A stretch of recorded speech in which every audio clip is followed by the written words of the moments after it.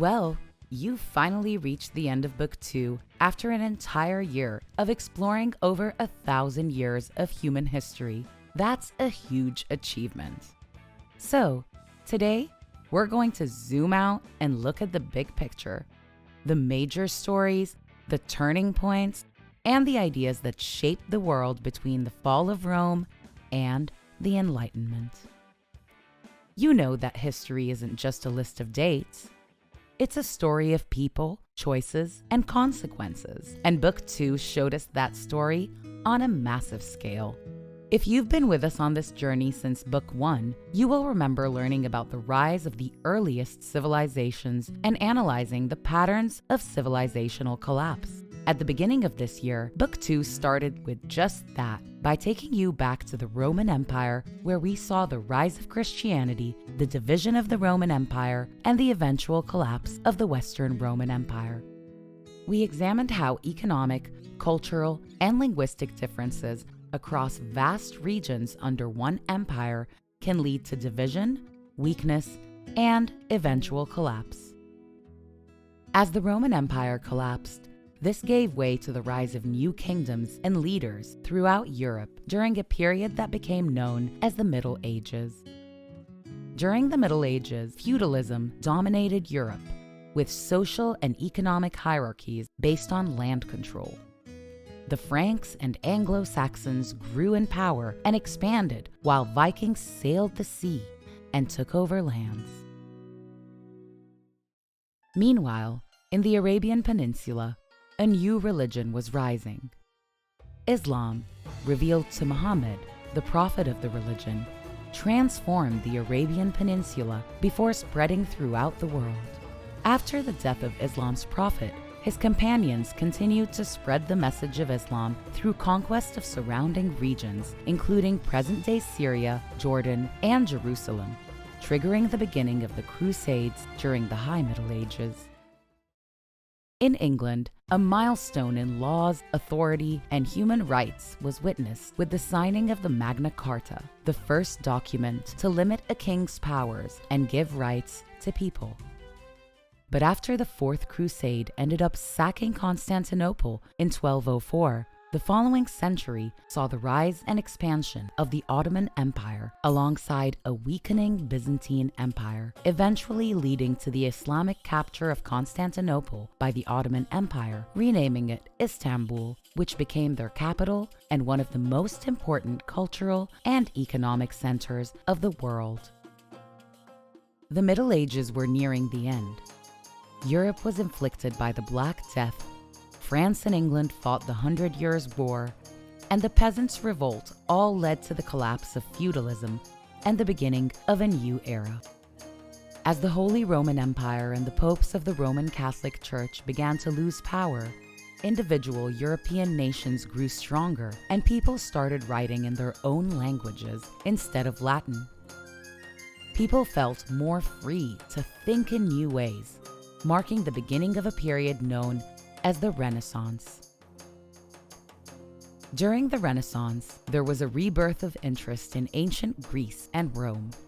European thinkers took ideas from the ancient people and built on them to develop their own.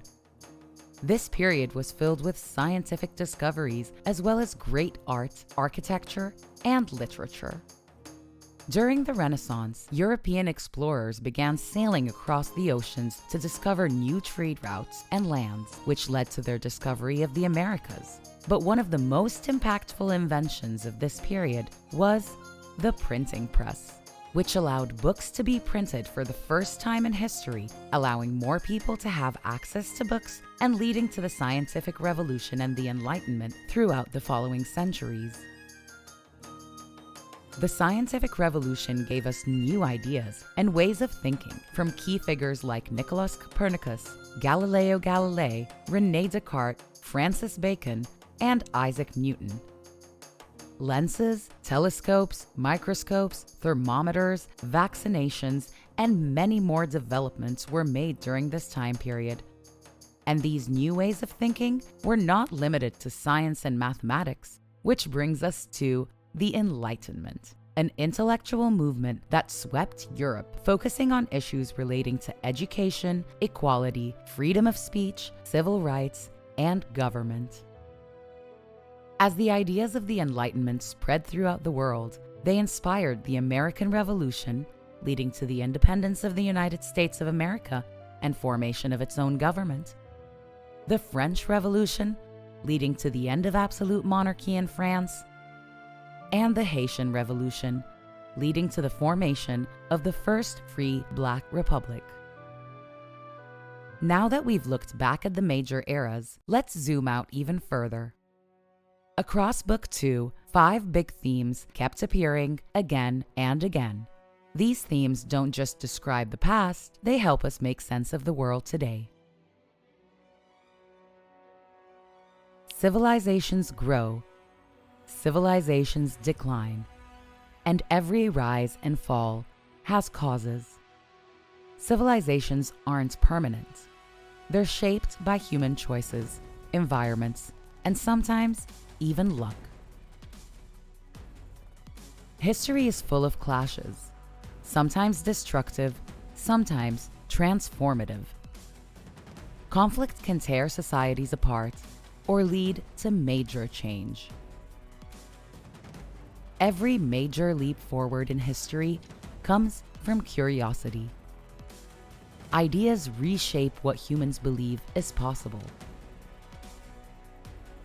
We watched governments evolve from kings with absolute power to people demanding rights to revolutions that redefined nations. We have learned that political change does not happen overnight. It builds over centuries. This thread runs through the Magna Carta, the Enlightenment, and all 4 revolutions. People have always asked, what rights do we deserve? Who gets to make decisions? And how can societies be more fair?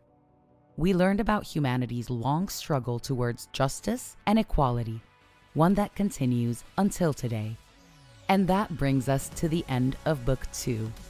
You've explored wars, inventions, plagues, revolutions, and the birth of modern science. You've seen empires collapse and new ones rise. You followed ideas as they traveled across continents and transformed the world. Most importantly, you've built the skills to analyze, question, and understand the past. And that prepares you for what comes next. Because in Book 3, the pace of history isn't slowing down, it's speeding up. So take a deep breath, give yourself credit for everything you've learned, and get ready, because the next chapter of human history is about to begin.